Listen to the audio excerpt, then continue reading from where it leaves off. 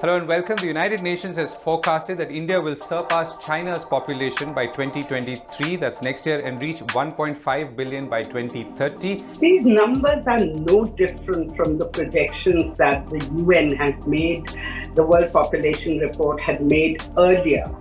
India, negara yang mempunyai populasi terbesar di dunia, dengan total penduduknya mencapai 1,442 miliar atau setara dengan kurang lebih 5 kali total penduduk Indonesia dan mewakili sekitar 17% dari total penduduk dunia. Rekor ini sendiri ditetapkan pada tahun 2023 oleh Perserikatan Bangsa-Bangsa atau PBB dan mengalahkan Cina dengan total penduduk mencapai 1,425 miliar yang telah memimpin rekor penduduk terbanyak selama beberapa tahun. Beberapa ahli telah meneliti faktor-faktor apa saja yang menyebabkan India bisa mempunyai populasi yang besar ini. Dan kalian mungkin tidak akan percaya bahwa pegunungan Himalaya yang diantaranya ada gunung tertinggi di dunia saat ini, yaitu Gunung Everest, mempunyai andil yang sangat besar terhadap banyaknya penduduk India saat ini. Nah, di video kali ini saya akan bercerita lebih dalam tentang India dan bagaimana negara ini bisa menjadi negara dengan populasi terbanyak di dunia. Oleh karena itu, tonton terus video ini biar kalian tidak gagal paham.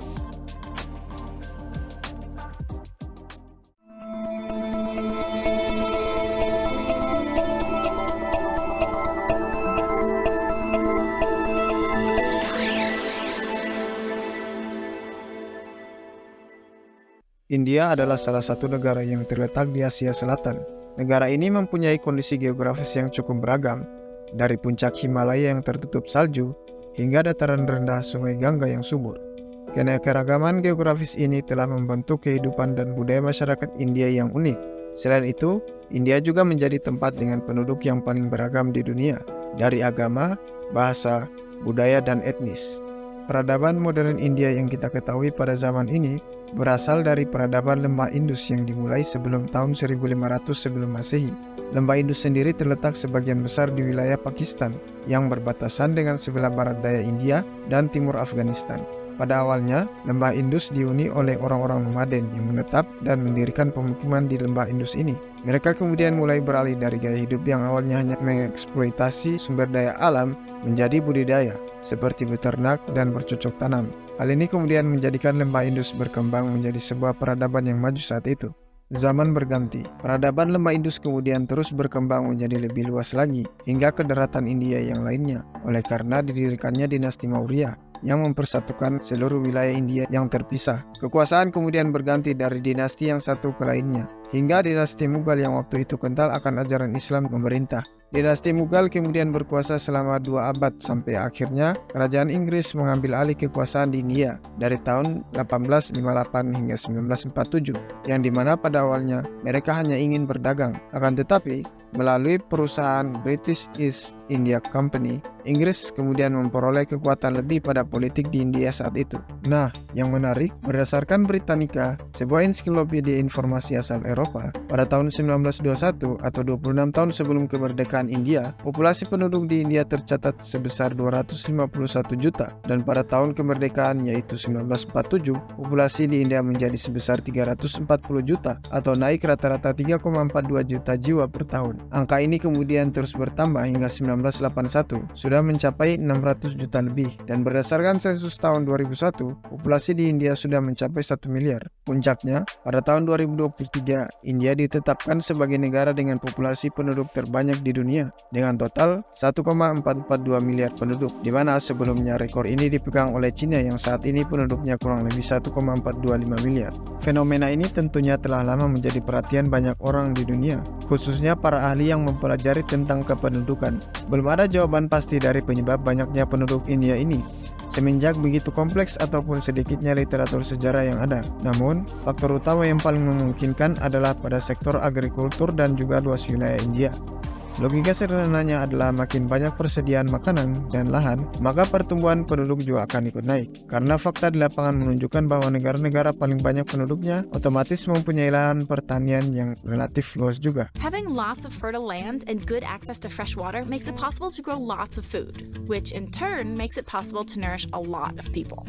Even today, the 10 most populated countries in the world all have a relatively large amount of farmland. Kedua faktor ini juga lah yang menjelaskan mengapa terjadi lonjakan menunjukkan jumlah penduduk yang cukup tinggi beberapa tahun sebelum kemerdekaan hingga kemerdekaan dan sampai saat ini. Penjajahan Inggris di India sedikit banyak berkontribusi pada sektor agrikultur di India, di mana saat itu terjadi komersialisasi dan juga pembangunan infrastruktur seperti jalur kereta api dan sistem irigasi yang bisa bermanfaat untuk agrikultur di India. Selain itu, seperti yang saya jelaskan tadi, orang-orang India juga sudah sangat lama sekali mengenal budaya bercocok tanam sebagaimana nenek moyang mereka saat pertama kali bermukim di lembah Indus. Kalian pasti penasaran, kalau begitu di mana letak hubungannya dengan pegunungan Himalaya? Nah, diketahui India diuntungkan dengan kondisi geografisnya yang mendukung untuk perkembangan sektor agrikultur. Jika kita lihat persebaran penduduk India, maka kita akan tahu bahwa sekitar 50% total populasi India hidup terkonsentrasi di sebelah utara India, yang mana sebagian besar masuk ke dalam area lembah Gangga yang terkenal datar dan subur, di mana sebagian yang lain hidup tersebar di sebelah selatan dengan wilayah yang lebih luas dari sebelah utara, namun dengan jumlah penduduk yang kurang lebih sama. If you draw a line across India up here in the north, you will discover a startling population imbalance within the country. Nearly half of India's population of about 1.4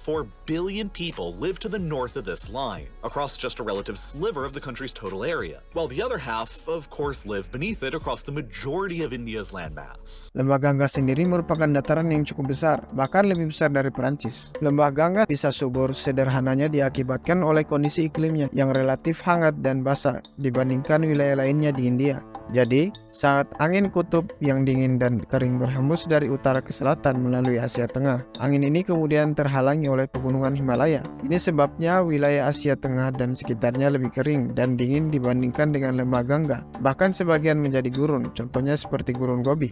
Selain itu, saat musim panas, angin-angin lembab berhembus dari Samudra Hindia ke selatan, ke arah pegunungan Himalaya di utara India. Oleh karena terhalang pegunungan ini, angin-angin lembab ini kemudian menyebar di sekitar wilayah utara India dan terkondensasi, hingga akhirnya turun hujan yang menambah kesuburan di wilayah lembah Gangga, dan juga menjadi faktor kenapa di sebelah utara pegunungan Himalaya lebih kering. Hujan ini sendiri biasanya terjadi antara bulan Juni hingga September tiap tahunnya. Sekedar informasi, pegunungan Himalaya sendiri terbentuk melalui proses geologi berupa tumbukan lempeng antara lempeng India dengan lempeng Eurasia. Batas pertemuan antara kedua lempeng inilah yang membentuk pegunungan Himalaya. Akan tetapi, tentunya tidak akan cukup jika lembah Gangga hanya mengandalkan hujan sebagai pasokan airnya.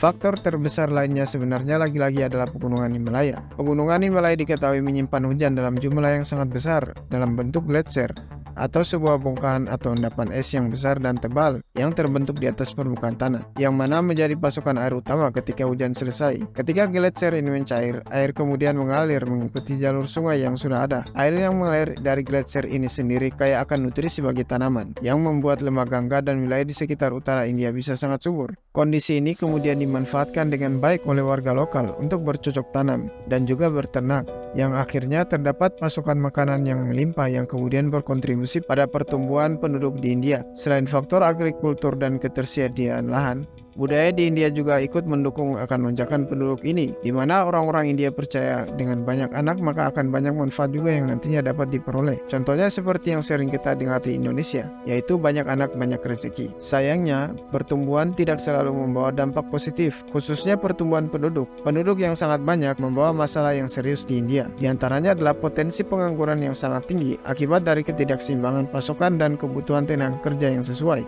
keterbatasan sumber daya seperti air dan lahan permukiman, serta kemiskinan yang merajalela. Untuk mengatasi masalah ini, pemerintah melalui Perdana Menteri Narendra Modi kemudian mengeluarkan kebijakan 2 anak pada tahun 2019 bagi para penduduk yang akan berkeluarga, yang diharapkan nantinya dapat menekan laju pertumbuhan penduduk. Selain itu, pendidikan juga diberikan perhatian, khususnya pada perempuan, sehingga mereka tidak cepat memutuskan untuk berkeluarga dan memiliki anak, dan terlebih dahulu merencanakan dengan baik keluarga yang akan dia bangun nantinya. Dari sini dapat kita lihat bahwa di satu sisi India punya prestasi terkini, yaitu jadi negara dengan populasi terbanyak di dunia. Akan tetapi di sisi lain, India punya masalah serius dengan banyaknya penduduk yang mereka miliki. Terlepas dari semua itu, India kemudian terus berkembang mengejar ketertinggalan dari negara-negara lain yang sudah maju, khususnya di kawasan Asia, sambil dibayang-bayangi dengan masalah pertumbuhan populasinya.